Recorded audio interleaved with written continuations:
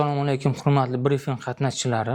Yangiyer shahar favqulodda vaziyatlar bo'limi tomonidan amalga oshirilayotgan islohotlar va natijalar to'g'risida ma'lumot berib o'tmoqchiman.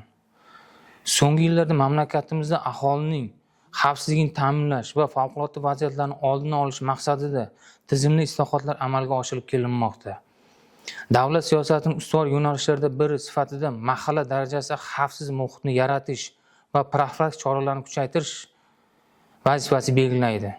Jumladan, O'zbekiston Respublikasi Prezidentining 2025-yil 20-oktyabrdagi 310 sonli qarori bilan mahallamizni favqulodda vaziyatlardan muhofazalangan hududga aylantiramiz tashabbusi asosida profilaktika muhofaza tamoyiliga tayanadi hamda mahallalarda favqulodda vaziyatlarni oldini olishning ilmiy, huquqiy va tashkiliy asoslarini belgilaydi. Bundan tashqari, fuqarolarning shaxsiy xavfsizligini, balki jamoatchilik hamkorligini ta'minlash, profilaktik ishlarni samarali tashkil etish, aholining huquq va ongini xavfsizlik madaniyatini oshirishga hamda xizmat qilib kelinmoqda.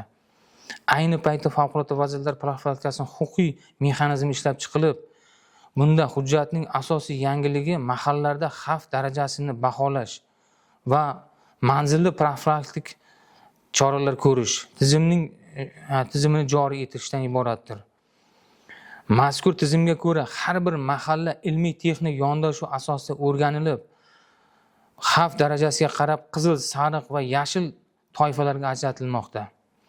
Bu xavfsizlik sohasida ilk bor qo'llanilayotgan xavf indikatorlari tizimidir. Qonunchilik nuqtai nazarida bunda yondashuv Konstitutsiyamizning 37-moddasidagi fuqarolarning xavfsiz hayotga bo'lgan huquqini amalga oshirishga xizmat qiladi.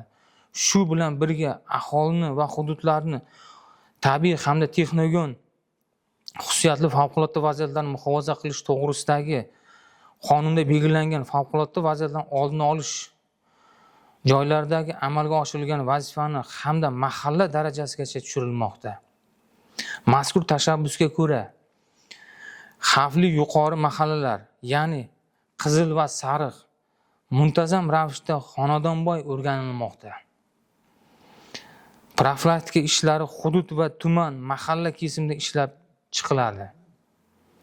Davlat inspektorlari va mahalla faollari hamkorlikda mahalla yettiligi tarkibiga ish olib boradilar. Har bir mahalla muhofazasi xizmat xonasi tashkil etiladi.